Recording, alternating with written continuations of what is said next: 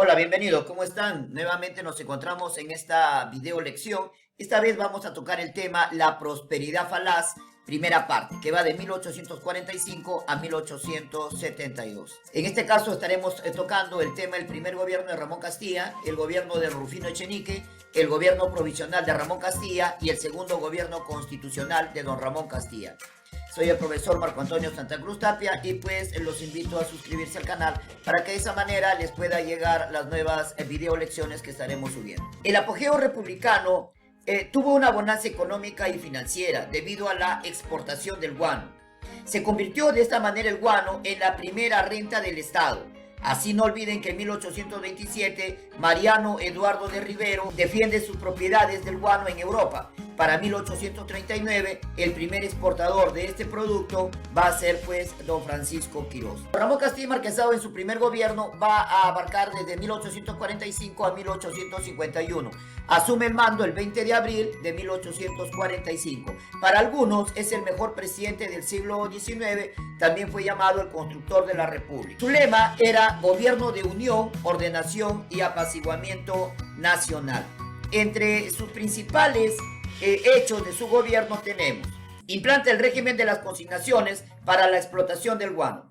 La consignación era la entrega de una cantidad de guano a un comerciante para que lo vendiera, obteniendo por ello una comisión, y el resto lo entregaba al Estado.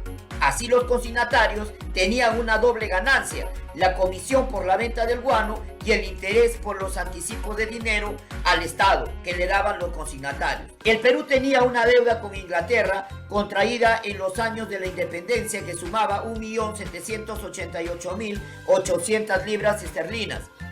Los intereses sumaban 1.891.300 libras y que Inglaterra nos cobraba. Para atender esta deuda, Castilla firmó el primer contrato de consignación el 4 de enero de 1848 con la casa Gibbs e Hijos de Londres, mediante la cual se entregaba todo el guano destinado al mercado inglés y europeo en general, a excepción del francés.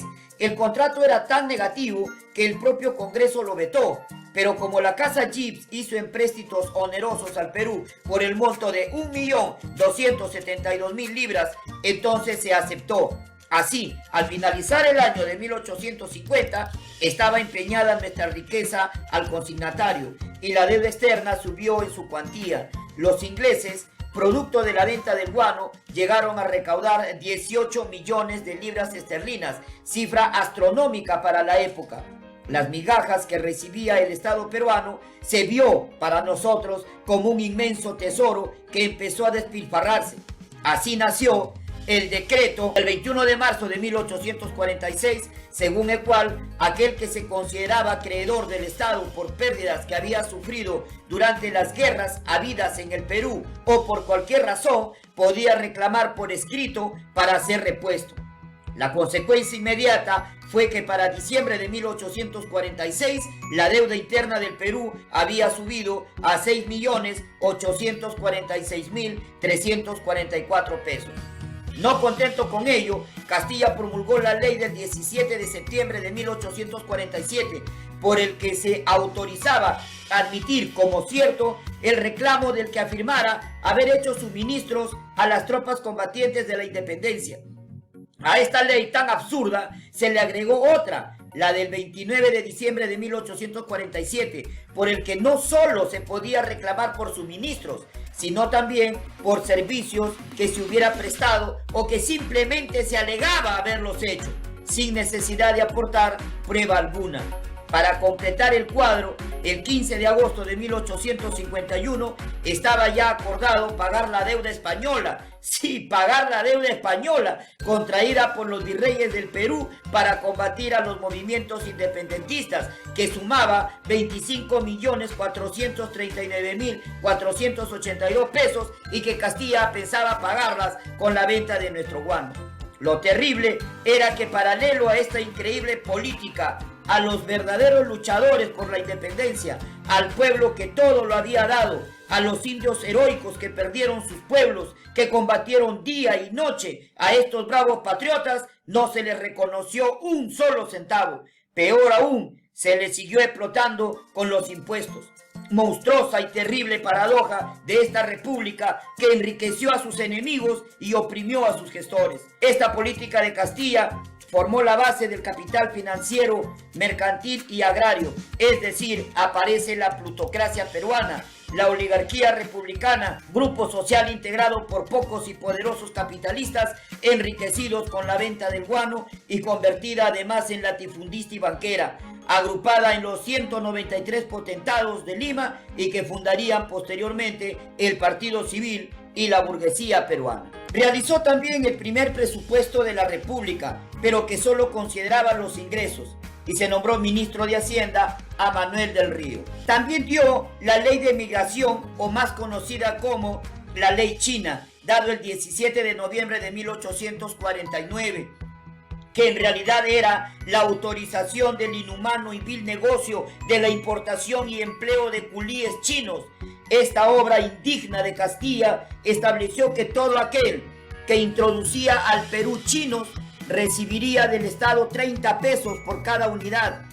Pero esta fue una ley con nombre propio, porque simultáneamente se le otorgó a Domingo Elías. ¿Se acuerdan de Domingo Elías? Lo habíamos mencionado anteriormente, el primer civil en el gobierno, en realidad no pudo ni siquiera defender Lima, y Juan Rodríguez, la exclusividad de estas importaciones.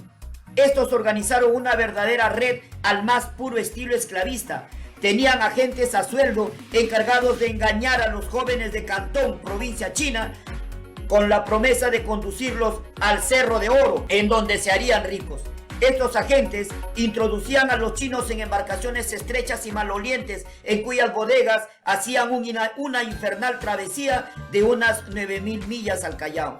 En estas condiciones fueron traídos 150.000 braceros, de los que murieron en el trayecto 15 a 20.000. Muchos de estos infelices morían a bordo en alta mar, se suicidaban lanzándose al agua. Una vez en el Perú, los culíes quedaban obligados a trabajar con salarios de esclavos por Elías y Rodríguez, quienes generalmente vendían este derecho vendiendo al propio chino. Esto solo pudo ser detenido por la propuesta del gobierno chino en 1875. Además de la increíble explotación, los chinos debían soportar condiciones de trabajo verdaderamente espantosos, como lo pueden ver en las imágenes. No tenían horario de trabajo, se empezaba al rayar el alba y se terminaba al anochecer. El trabajo se realizaba con la feroz mirada del capataz, que descargaba su látigo a la menor muestra de cansancio. Los que no podían más eran sometidos a torturas sin nombre. Debido a ello, todos los días por lo menos había un suicidio. Los braceros se lanzaban a las profundidades de los peñascos marinos. La mayor parte de los chinos fueron enviados a trabajar a las haciendas para reemplazar a los esclavos negros. Los chinos veían en la muerte su salvación. En otras oportunidades se fugaban, pero en la mayoría de los casos eran apresados y devueltos a las haciendas a cumplir castigos. No se les encerraba, porque para los fugados era una forma de descansar y era contraproducente para el patrón. Por ello, se les hacía cumplir el castigo con trabajos forzosos. Así, Stewart Watt, que fue testigo de esto y que lo narró en su obra La servidumbre, escribe: en una propiedad, unos 30 o 40 culíes regresaban del trabajo cargando con una mano sus cadenas para que no les desollaran los tobillos y con la otra sus palas de trabajo. El trabajo diario lo habían hecho de tal forma, con una mano cargando cadenas y con la otra cargando sus implementos. El dueño de la hacienda nos explicó entonces que estos se habían querido fugar. La respuesta de los chinos se convirtió en verdaderas rebeliones, que lo vamos a estudiar posteriormente. Otra obra, si es que se le puede llamar así, del gobierno, el primer gobierno de Ramón Castilla, fue la Rebelión Negra de 1848. Los negros esclavos del Valle de Chicama decidieron tomar la capital del Departamento de la Libertad. Se inició en la hacienda Nepén el 15 de agosto de 1848, lanzando el siguiente manifiesto: compatriotas y hermanos, nuestros hermanos de Lambayeque y Chiclayo acaban de armarse con sus propias cadenas de esclavos y han proclamado definitivamente su libertad. El valor los ha salvado de la miseria y la ignominia. Nuestros hermanos de Chancay, Pisco y Lima son libres también. A estas horas se han levantado juntos contra los opresores.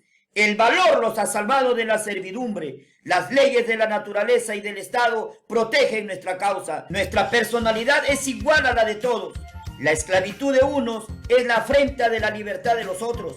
Deberíamos ser libres como ellos si no nos hubiera detenido la cobardía de la degradación. Pero no importa, aún es tiempo. Si hay algunos que quieren seguirnos para liberar a todos, proclamemos hoy mismo la libertad de todos los esclavos en la plaza de Trujillo. Tal fue la proclama de estos negros.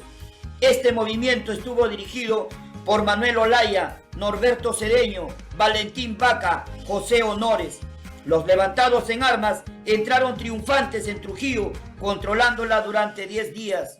La tomaron armados de machetes, garrotes, armas cortantes. A ellos se les unió la gente pobre del pueblo, haciendo causa común con ellos, pero fueron derrotados por falta de orientación correcta, produciéndose una masacre por parte de las fuerzas del Estado. Otro hecho importante de este gobierno fue el intento separatista del general Higuaín. Sí, este general pretendió independizar Moquegua, pero fue sometido. Quizás uno de los hechos más importantes de este gobierno, y hay que mencionarlo, es que dio un ejemplo de americanismo, pues se opuso a la invasión francesa de México y española de Cuba. Asimismo, promovió el primer Congreso Americanista en Lima en el año de 1847 y 1848. Inauguró el primer ferrocarril del Perú que unió Lima y el Callao en 1851. También el primer mercado central de Lima. Instala el primer telar mecánico y también la primera fábrica nacional, que fue la primera fábrica nacional de fósforos. Logró el control del mar, por ello lo llamaron el Nelson del Pacífico. Su frase era: si Chile construye un barco, el Perú debe construir dos. Adquirió la fragata Mercedes, 2 bergantines, 2 goletas y un transporte. Adquiere además el primer buque militar a vapor del Perú y de Sudamérica, el famoso Rímac, y luego la Amazonas. El Perú se convirtió de esta manera en la primera potencia naval de Sudamérica. Además, abre el Colegio Militar y la Escuela Naval de Bellavista. Inició la colonización de la selva, aunque para ser honestos deberíamos llamarle inicia la invasión de la selva. ¿Por qué? Durante este tiempo, el francés Castelnau llegó a Ucayali y luego desembarcó en el Atlántico. En 1847, Mariano Eduardo de Rivero invade el Chanchamayo, operación militar que consistió en expulsar a los nativos del Chanchamayo y fundar el fuerte San Ramón. Se decía entonces que era una guerra de la civilización contra la barbarie. En 1845 se expedicionó contra los guambistas en el Marañón y en 1859 se redescubre a los aguarunas, obra del obispo Ruiz. En salud se empezó a utilizar recién la anestesia y el cloroformo. Dio el primer reglamento de instrucción pública. Asimismo, en legislación dio leyes sociales como la cesantía y la jubilación. Asimismo, aprobó la ley de propiedad intelectual y el primer código civil. Gobierno de don Rufino Echenique, de 1851 a 1854. Castilla convocó a elecciones. En ellas, los principales pretendientes eran un civil, don Domingo Elías, ya sabemos quién es, lo recuerdan con los culíes chinos. Sí, era llamado, sin embargo, el hombre del pueblo. Aunque nada de realidad tenía eso, Elías era uno de los hombres más ricos del Perú y durante muchos años el primer productor de algodón y pisco del país. Los otros eran 4 militares: San Román, Vivanco, Echenique, hombre acaudalado y familiarmente vinculado a las altas clases sociales, ¿sí?, Bermúdez, y por supuesto el ganador, ya van a saber ustedes que es pues don Rufino Echenique. Aunque estas elecciones fueron de tipo indirecto, es decir, los ciudadanos no votaron directamente por el presidente, sino que designaron a un grupo de electores que a su vez elegirían al presidente. Las elecciones fueron sucias, hubo de todo. Por ejemplo, San Román había hecho desaparecer la partida de bautizo de Echenique, de ahí que se le denunció de no ser peruano y tuvo que probar su nacionalidad. Las elecciones fueron ganadas, como lo dije, por Echenique, apoyado por Ramón Castilla. Asume la presidencia el 20 de abril de 1851. Entre sus principales obras se destacan: primero, firmó la Convención Fluvial Herrera da Ponte Ribeiro con el Brasil, Esto fue el 23 de octubre de 1851. Aquí, como pueden observar, el Perú le cede esta parte de territorio, ¿sí? Lo que yo llamo nuestra naricita, le cedemos al Brasil a cambio de que el Brasil nos permita o nos dé permiso navegar por su territorio, por el río Amazonas y llegar hasta el Océano Atlántico.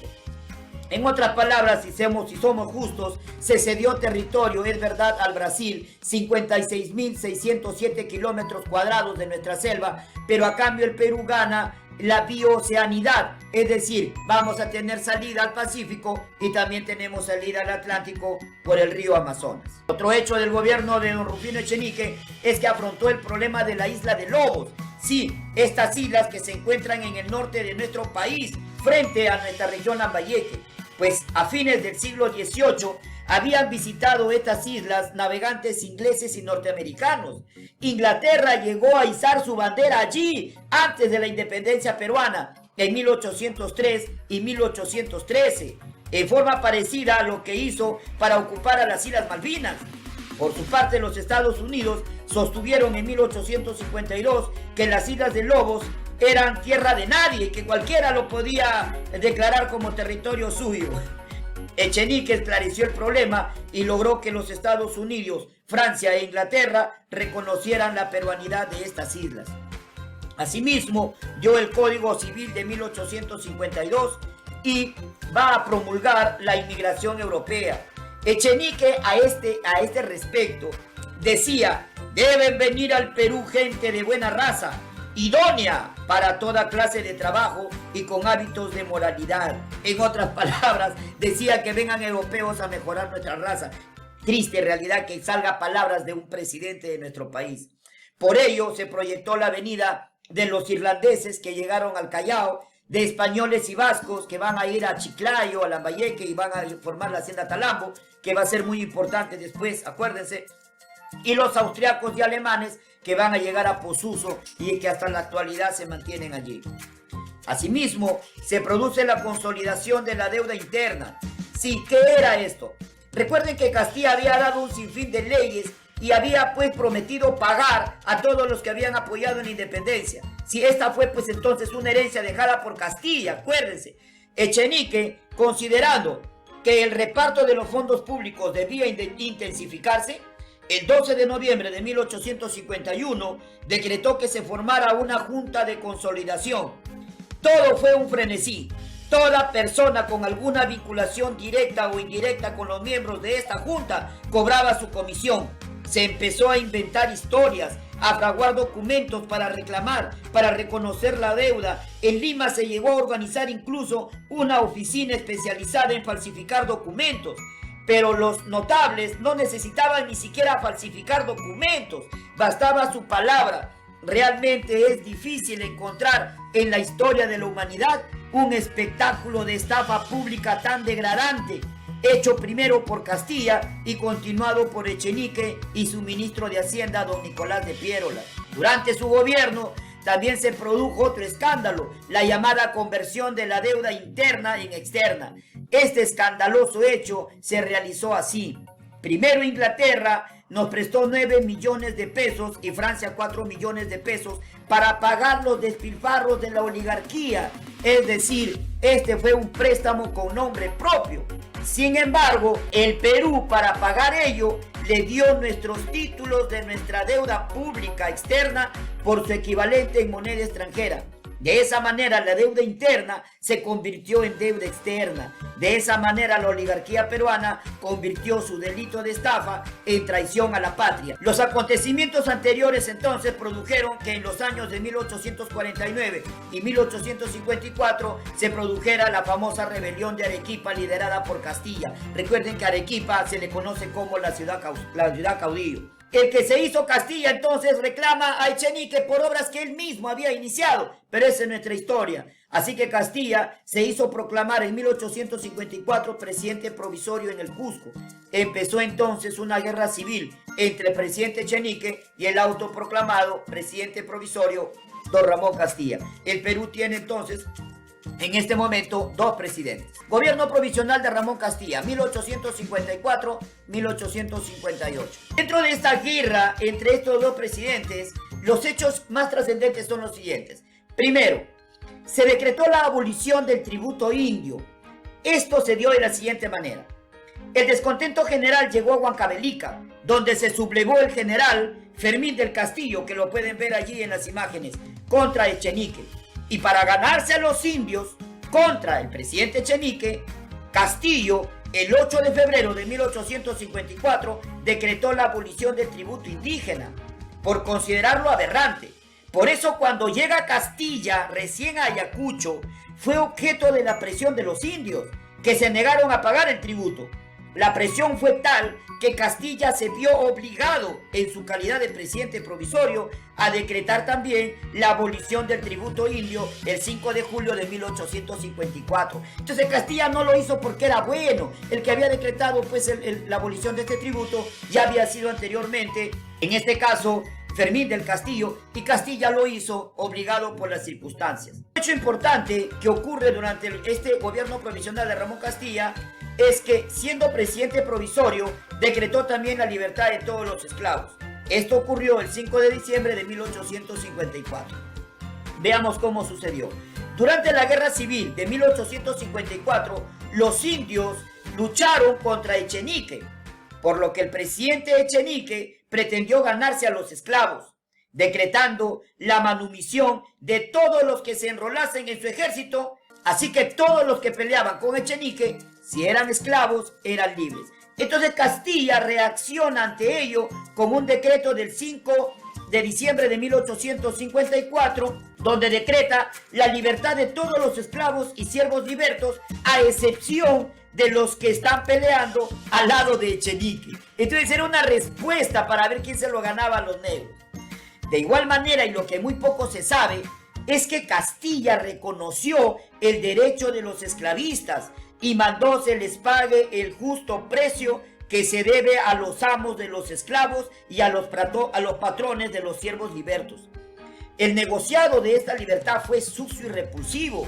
Castilla cotizó a cada esclavo en 300 pesos, suma exagerada si tenemos en cuenta que estos esclavos eran ya viejos por haber nacido antes de 1821 y porque la esperanza de vida de un esclavo era de 30 años. Todo se realizó en medio de una estafa, pues el número de esclavos no podía superar los 5,000 según empadronamientos hechos. Sin embargo, a fines de 1855 se habían inscrito y otorgado 15.871 cartas de libertad y en 1860 se otorgaron 25.505 cartas de libertad. Así, resulta que los esclavistas fueron los más grandes ganadores con la danza millonaria derivada del sucio el fraudulento negociado de la libertad de los negros que condujo el mismo Castilla. Él mismo que antes había venido con los chilenos para luchar contra nuestra confederación. A diferencia de esta actitud, en 1780, el Inca Túpac Amaru II firmó un decreto de libertad de los esclavos negros en tinta, en forma incondicional. Por ello, el auténtico Día de la Libertad de los Esclavos debería ser el 16 de noviembre de 1780. Esta propuesta es tomada por Virgilio Roel Pineda. Otro acontecimiento de este gobierno provisional es que Castilla se enfrenta a Echenique en la batalla de La Palma el 5 de enero de 1855 y lo vence. Echenique escapó del mismo campo de batalla asilándose en la legación inglesa, bajo cuyo amparo se exilió a los Estados Unidos. Hay que mencionar que Echenique fue apoyado por la escuadra a órdenes del joven oficial don Miguel Grau Seminario. Una vez en el palacio, Castilla va a convocar a una convención nacional o congreso que se instaló en julio de 1855. Esta convención lo ratificó como presidente provisional el 14 de julio de 1855. Durante este gobierno provisional tuvo que hacer frente en 1856 al levantamiento del general Vivanco, que no estuvo de acuerdo en que Castilla sea ratificado como presidente. Lo desconoció. Vivanco fue apoyado por los jóvenes oficiales Lizardo Montero y el alférez Miguel Grau Seminario, que sublevaron la fragata Apurímac. Vivanco, al ser derrotado en el norte de nuestro país, se traslada a Islay y de ahí pasó a trincherarse en Arequipa. Mientras tanto, Castilla se vencía a los vivanquistas en el Callao en una tremenda batalla, y por el apoyo que los del Callao le prestaron a Castilla, es que como premio, don Ramón Castilla proclama al Callao provincia constitucional. Desde este momento es que el Callao es reconocida hasta hoy en día como provincia constitucional. Sin embargo, en Arequipa la cosa fue diferente. Arequipa apoyó totalmente a Vivanco, por ello Castilla envía a San Román a sitiarla, pero fracasa. Así que Castilla tuvo que dirigirse a esa ciudad. Los arequipeños, liderados por Vivanco, llamado el caudillo del pueblo, cavaron trincheras y se defendieron. Hubo violentos combates, hasta los niños pelearon, los muertos fueron millares y Vivanco dio muestras de extraordinario valor. Finalmente Arequipa fue tomada el 6 de marzo de 1858. Vivanco huye a Chile y en un acto de venganza, Castilla rebaja a Arequipa al nivel de provincia en marzo de 1858. Segundo gobierno de Ramón Castilla, 1858 a 1862. Segundo gobierno de Ramón Castilla, 1858-1862. Castilla convocó a elecciones y salió ganador. Claro, salió ganador él mismo, ¿verdad? Asumiendo el mando el 24 de octubre de 1858 hasta el 27 de octubre de 1862. Entre los principales hechos de este gobierno tenemos, primero, la guerra con el Ecuador de 1858. ¿Cómo ocurrió estos acontecimientos? Esta guerra tiene sus antecedentes en 1845, cuando el Ecuador elaboró un proyecto para pagar su deuda externa a Inglaterra con los territorios peruanos de Pastaza y Bombonaza, que entre ambos abarcaban un territorio de 1 millón de hectáreas. Este proyecto se puso en práctica en 1857, pero por solo el valor del 30% de la deuda ecuatoriana. El representante del Perú en el Ecuador, Juan Cabero, denunció este proyecto, pues los territorios entregados eran peruanos. El Perú protestó y en 1858 el Congreso autorizó a Castilla a declarar la guerra. La superioridad naval peruana facilitó el bloqueo del Ecuador y se ocupó Guayaquil. El Ecuador, en tanto, se hallaba en una anarquía. 4 presidentes se disputaban el poder. Así, los peruanos fácilmente invadieron la provincia del Oro y casi todo el Ecuador. Fue entonces que el general colombiano Mosquera propuso al presidente Castilla dividir el Ecuador en 2 partes. Una de ellas pasaría a Colombia y la otra, Guayaquil, Nanavi y Loja, serían anexadas al Perú. No hay prueba que Castilla lo aceptara. La ocupación peruana termina cuando Castilla firma con el general ecuatoriano Franco el Tratado de Mapazingüe, el 25 de enero de 1860. Este tratado fue perjudicial para el Perú, porque no solo no se fijaron límites definitivos, ni se exigió indemnización para gastos de guerra. Por el contrario, Castilla regaló miles de zapatos, uniformes y fusiles al deteriorado ejército ecuatoriano. Por ello, cuando Castilla regresó a Lima, fue silbado en las calles. En 1902, el Ecuador desconoció el Tratado de Mapazingüe. Otro hecho de este gobierno es que dio la Constitución de 1856 y la Constitución de 1860, que suprimía la esclavitud, la pena de muerte y reducía el periodo presidencial a 4 años. Recordemos que antes eran 5. Se volvió a las elecciones indirectas también. Obtuvo el control del Titicaca al adquirir 2 vapores ingleses para el comercio y la defensa. Asimismo, realizó el primer censo republicano de 1862, que arrojó una población de 2.500.000 personas. Advertimos que lo consideramos así porque los anteriores censos solo fueron resúmenes de información recogida acerca de los contribuyentes, como los realizados por Santa Cruz en 1836 y que tuvo un fin electoral. Asimismo, Castilla estableció el alumbrado público a gas en la capital y el abastecimiento de agua potable. Estableció también el primer telégrafo inalámbrico en América del Sur. Mandó confeccionar el primer mapa geográfico del Perú, encargado a Mariano Felipe Paz Soldán, y va a construir la Penitenciaría de Lima y también el Archivo Nacional. Asimismo, Castilla va a crear el departamento de Loreto el 7 de enero de 1861. Asimismo, en 1856 nuestra fragata Amazonas, al mando de José Boterín, dio la vuelta al mundo. Asimismo aparecen industrias extranjeras como la de Fideos Suito y Falco en 1860 y por supuesto Aloese Kriefer inauguró su fábrica de cerveza Pilsen en 1863. Al finalizar su mandato, convocó a elecciones, resultando ganador don Miguel de San Román el 24 de octubre de 1862. Pero eso ya será tema de una próxima video lección en donde estaremos viendo la prosperidad falaz peruana, segunda parte. Muchas gracias. Hasta la próxima.